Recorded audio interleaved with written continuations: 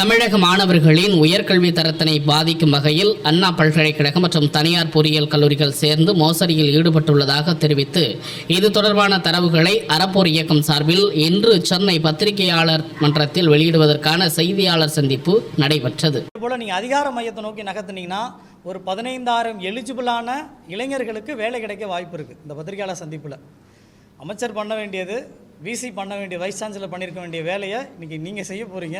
அதனால் நன்றி. அஃபிஷியலாக சொல்லுங்கள். ஆரம்பிக்கும் போது நம்ம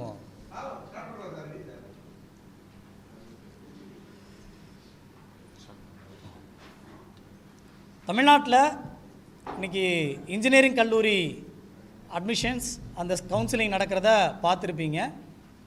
நேற்று கூட ஒரு 9 கல்லூரிகளுக்கு தற்காலிக தடை, அப்புறம் இன்னும் சில ரத்தெல்லாம் பண்ணியிருக்கிறத நியூஸில் பார்த்துருப்போம். மொத்தமாக 433 கல்லூரிகளில் 2.32 லட்சம் மாணவர்களுக்கு சேர்க்கை நடைபெற இருக்குது. அதில் 2 லட்சம் பேர் அப்ளை பண்ணியிருக்காங்க. இந்த 2 லட்சம் பேருக்கு இப்போ கவுன்சிலிங் நடக்குது, இப்போ தான் நடந்துக்கிட்டு இருக்குது.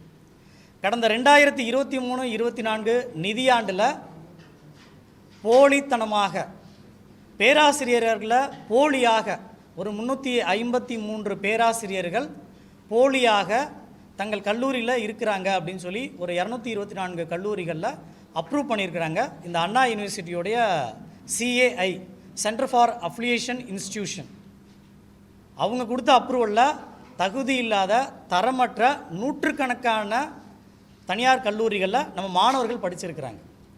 கொஞ்சம் போல தகவல் இருக்கக்கூடிய தகவலை திரட்டி ஆய்வு செய்த தமிழ்நாட்டிலேயே இந்த அளவுக்கு மோசமான சூழலை நோக்கி நகரும்னா மற்ற மாநிலங்களில் இதை விட மிகப்பெரிய பாதிப்பு இருக்கிற வாய்ப்பு இருக்குது. அப்போ AICTE என்ன தான் பண்ணுதுன்ற கேள்வியாக இருக்குது. ஒரு கல்லூரியில் பணிபுரியக்கூடியவர் AICTE விதியும் அண்ணா யூனிவர்சிட்டியோடைய விதியும் பேராசிரியர்கள், உதவி பேராசிரியர்கள், இணை பேராசிரியர்கள் மற்றும் முனைவர்கள் இவங்கெல்லாம் ஒரு குறிப்பிட்ட எண்ணிக்கையில் இருந்தால் தான் அந்த இன்ஜினியரிங் கல்லூரிக்கு அனுமதி கிடைக்கும். தங்கள் கல்லூரியில் பணியே புரியாத அந்த பேராசிரியர்களை கணக்காக காமிச்சு இங்கே நிறைய கல்லூரிகள் அட்மிஷன் வாங்கியிருக்காங்க. அந்த அஃபிலியேஷனில் அப்ரூவ் பண்ணியிருக்காங்க. இந்த அஃபிலியேஷன் அப்ரூவ் பண்ணதுக்கு மிகப்பெரிய காரணம் அந்த விசிட்டிங் டீம், அண்ணா யூனிவர்சிட்டியோடைய விசிட்டிங் டீம். அந்த விசிட்டிங் டீம் தான் கொல்லிவுட் ஆகிருக்கிறதா நம்ம சந்தேகப்படுறோம். அது எப்படி ஊர்ஜிதப்படுத்துறது அப்படின்னா, அண்ணா யூனிவர்சிட்டி வெப்சைட்டில் இன்னமும் லைவில் டேட்டா இருக்குது. இதுக்காக நீங்கள் RTI போடணும் அவசியம் இல்லை, வேறு எங்கேயும் தேடணுன்ற அவசியம் இல்லை. இந்த டேட்டா அறப்போரை பொறுத்த வரைக்கும் நீங்கள் பார்த்துருப்பீங்க எல்லா தகவல்களையும் எப்படி சேகரித்து கொடுக்குறோன்னு.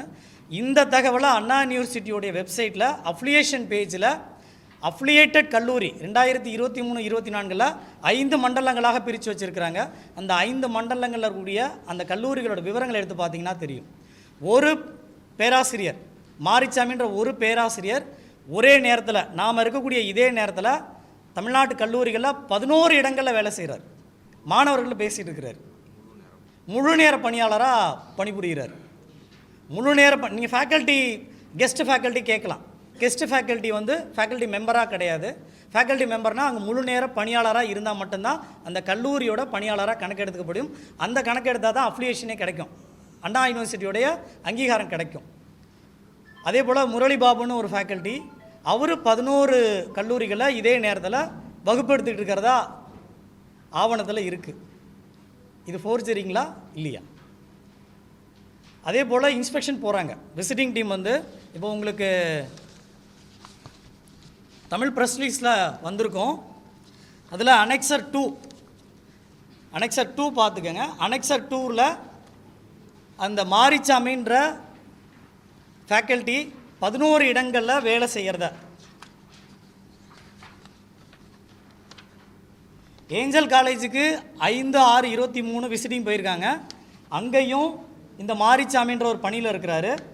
தனலட்சுமி சீனிவாசா இன்ஜினியரிங் காலேஜுக்கு 17/5 இன்ஸ்பெக்ஷன் போகிறாங்க. அதே மாரிச்சாமி அங்கேயும் பணியில் இருக்கிறாரு.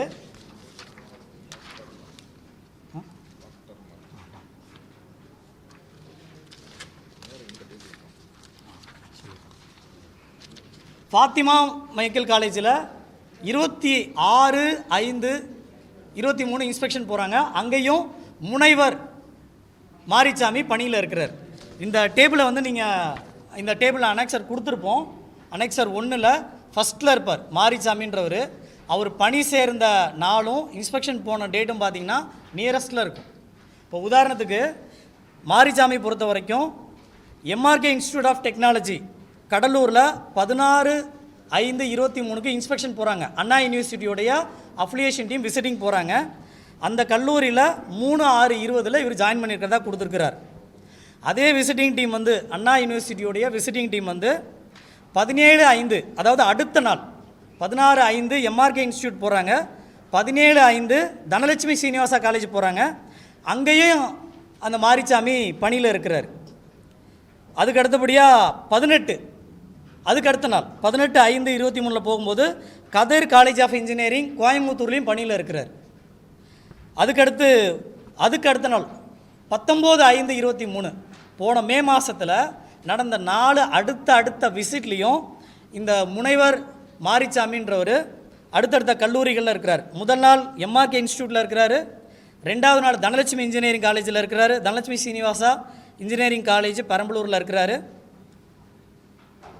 அடுத்து 17ஆம் தேதி பார்த்தீங்கன்னா 18 பார்த்தீங்க அப்படின்னா கதிர் காலேஜ் ஆஃப் இன்ஜினியரிங் கோயம்புத்தூரில் இருக்கிறார். அடுத்து 19 பார்த்தீங்கன்னா காஞ்சிபுரத்தில் ஆர்எஸ் இன்ஜினியரிங் காலேஜில் இருக்கிறார். அதுபோல் அந்த மாரிசாமின்ற ஃபேக்கல்ட்டி முழு நேர பேராசிரியர் அந்த கல்லூரியில் முழு நேரமாக நான் இருக்கிறேன்னு சொல்லி 11 இடங்களில் இருக்கிறார். இவர் ஒருத்தர் மட்டுமா அப்படின்னா இல்லை. அதுக்கு மேலே முரளி பாபுன்னு ஒருத்தர் இருப்பார். இந்த முரளி பாபுவும் தமிழ்நாட்டில் இருக்கக்கூடிய 11 கல்லூரிகளில் இன்ஜினியரிங் கல்லூரிகளில் முழு நேர பணியாளராக இருக்கிறார்.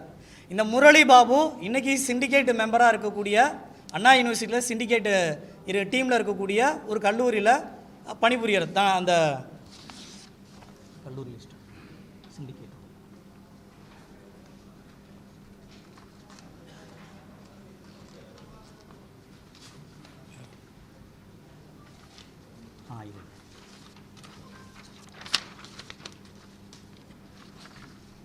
Indira Ganesan college of engineering Anna யூனிவர்சிட்டியோட syndicate member.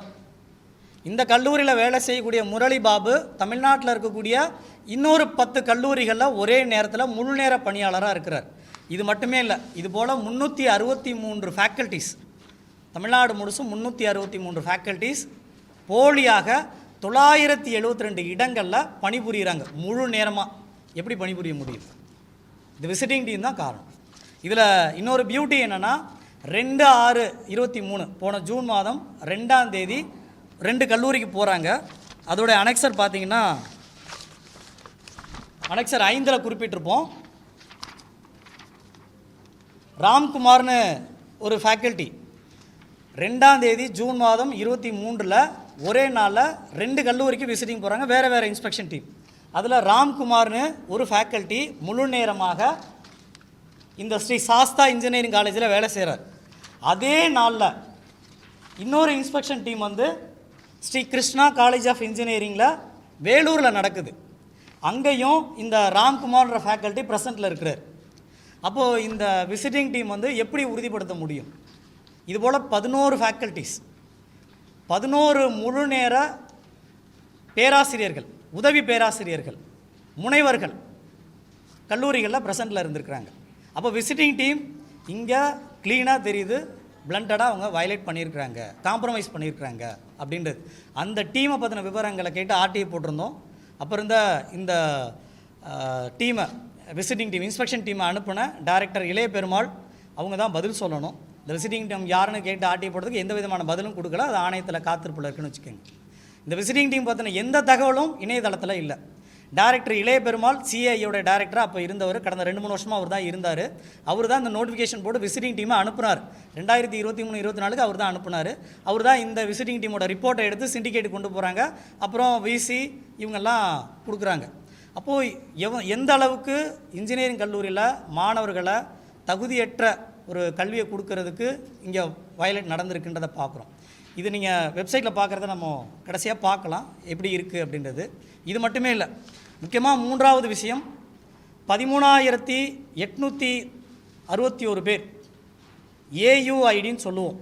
ஏசிடிஐடியோட All India Council for Technical எஜுகேஷனோட யூனிக் ஐடி போடாதவர்கள் மட்டும் தமிழ்நாட்டில் இந்த 480 இன்ஜினியரிங் கல்லூரிகளில் அந்த ஐடி குறிப்பிடாதவர்கள் மட்டும் 14,000 பேர் 13,891 பேர் இருக்கிறாங்க. விச் மீன்ஸ் அவங்களாம் ஃபேக்காக டம்மியாக குவாலிஃபைடு இல்லாதவர்களாக இருக்கிறதுக்கு வாய்ப்பு அதிகம். 47,000 பேர் தமிழ்நாட்டில் இருக்கக்கூடிய இன்ஜினியரிங் கல்லூரியில் வேலை செய்கிறதா அண்ணா யூனிவர்சிட்டியே கொடுத்துருக்கு. அதில் 14,000 பேருக்கு ஏயுஐடி, அந்த ஏசிடிஐயோட யூனிக் ஐடி, அந்த யூனிக் ஐடி குறிப்பிடலைன்னா நீங்கள் அந்த டிஸ்குவாலிஃபை பண்ணணும். அப்படி பண்ணாமல் அவங்கள ஃபேக்கல்ட்டி கவுண்ட்டாக எடுத்து அந்த கல்லூரிக்கு அனுமதி கொடுத்துருக்குறாங்க.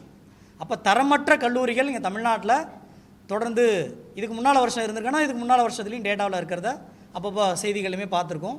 நீதிமன்றமும் அப்போ இதை பற்றி கேள்வி எழுப்பியிருந்தது. அந்த 14,000 இளைஞர்களுக்கு வேலை கிடச்சிருக்கணும். ஒரு அமைச்சர் நினச்சிருந்தார்னா, உயர்கல்வித்துறை அமைச்சர் அவர் நினச்சிருந்தார்னா இந்த ஒரு சின்ன விதியை கடைபிடிச்சா இருந்தாலே இன்றைக்கி 15,000 பேருக்கு வேலை கிடச்சிருக்கும். இன்ஜினியர்களுக்கு, தகுதியுள்ள இளைஞர்களுக்கு வேலை கிடச்சிருக்கும். அவரோட அலட்சியமாக விசி வைஸ் சான்சலர் அவர் இந்த எரரை கண்டுபிடிச்சி இதெல்லாம் இல்லையே, மேண்டேட்ரி ஃபீல்டாச்சே இல்லையேன்னு கேட்டிருந்தா இன்றைக்கி 15,000 பேருக்கு வேலை கிடச்சிருக்கும். இந்த பேராசிரியர்களை போலியாக கணக்கு காமிக்கிறது தடுக்கப்பட்டிருக்கும். அதுக்கடுத்து டைரக்டர், சிண்டிகேட், இவங்க எல்லாருமே அந்த தரவுகளை சாதாரணமாக நம்ம கண்ணால் பார்த்தாலே தெரியுது. இவங்க என்ன பண்ணியிருக்காங்கன்னா, இந்த ஜோக்கிலலாம் வர்றது போல் மீசை வச்சு ஒரு ஃபோட்டோ, மீசை இல்லாமல் ஒரு ஃபோட்டோ. ஒரு ஃபேக்கல்ட்டி என்ன பண்ணியிருக்காங்கன்னா ஃபோட்டோவை நேராக ஒட்டியிருக்கிறாரு. இன்னொரு காலேஜில் ஃபேக்கல்ட்டி வந்து ஃபோட்டோவை திருப்பி ஒட்டியிருக்காரு. ஃபேக்கல்ட்டினா முழு நேர பணியாளர்கள், எம்ப்ளாயி, முழு நேரம் அந்த கல்லூரியோட பணியாளர். இன்னொருத்தர் என்ன பண்ணியிருக்காருன்னா தன்னோட சின்ன வயசில் எடுத்த ஃபோட்டோவை வச்சுருக்கிறார். மாரிச்சாமி 4 வகையான புகைப்படங்களை பயன்படுத்தியிருக்கிறார் 11 கல்லூரிகளில். முரளிபாபும் அப்படி தான். இதில் வசந்தா சுவாமிநாதன் ஒரு ஃபேக்கல்ட்டி இருக்கிறார், 10 கல்லூரிகளை வேலை செய்கிறார். ஒரே ஃபோட்டோ 10 இடத்துலையும் கொடுத்துருக்கிறார். இவங்கெல்லாம் எங்கே மாட்டுனாங்க அப்படின்னா, எங்கே சிக்கினாங்க, இந்த பொறியில் எங்கே சிக்கினாங்கன்னா டேட் ஆஃப் பர்த். அவங்களால மாற்ற முடியாத ஒன்று தான். இந்த 363 ஃபேக்கல்ட்டியும் வெரிஃபை பண்ணி அவங்க மீது டிசிப்ளினரி ஆக்ஷன் எடுக்கணும். காரணம் என்னென்னா, இவங்க குறிப்பிட்டதெல்லாம் ஒரு கல்லூரியில் பிஇ நான் இந்த கல்லூரியில் படித்தேன்றாங்க, இன்னொரு கல்லூரியில் ஃபேக்கல்ட்டியாக நான் வேலை செய்கிறேன்னு சொல்லும்போது வேறு ஒரு யூனிவர்சிட்டியை கணக்கு காமிக்கிறாங்க. எம்ஏ எங்கே முடிச்சிருக்கீங்கன்னா வேற ஒரு பல்கலைக்கழகத்தை கணக்கு காமிக்கிறாங்க. பிஹெச்டி பண்ணியிருக்கீங்கன்னா பிஹெச்டி டைட்டிலை மாற்றிருக்கிறாங்க. ஒவ்வொரு ஃபேக்கல்ட்டிக்கு பின்னாலேயும் ஒரு பெரிய ஸ்டோரியே இருக்குதுன்னு சொல்லலாம். அந்த அளவுக்கு ஒன்றுக்கும் மேற்பட்ட கல்லூரிகளை வேலை செய்யக்கூடிய பேராசிரியர்கள் போலியாக வேலை செய்கிற எண்ணிக்கை மட்டும் 353 972 இடங்களில் அவங்க வேலை செய்கிறாங்க. மொத்தமாக டம்மியாக இருக்கக்கூடிய அன்எலிஜிபிள் ஃபேக்கல்ட்டியாக நாம் சந்தேகத்துக்கு உட்படுறது 14,000 பேர். இந்த செய்தி அதிகார மையத்துக்கு போகுமானால் கண்டிப்பாக வரவிருக்க காலங்களில் 15,000 இளைஞர்களுக்கு, தமிழ்நாடு இளைஞர்களுக்கு, படித்த தகுதியுள்ள இன்ஜினியரிங் மாணவர்களுக்கு, முடித்த மாணவர்களுக்கு வேலை கிடைக்க வாய்ப்பு அதிகம்.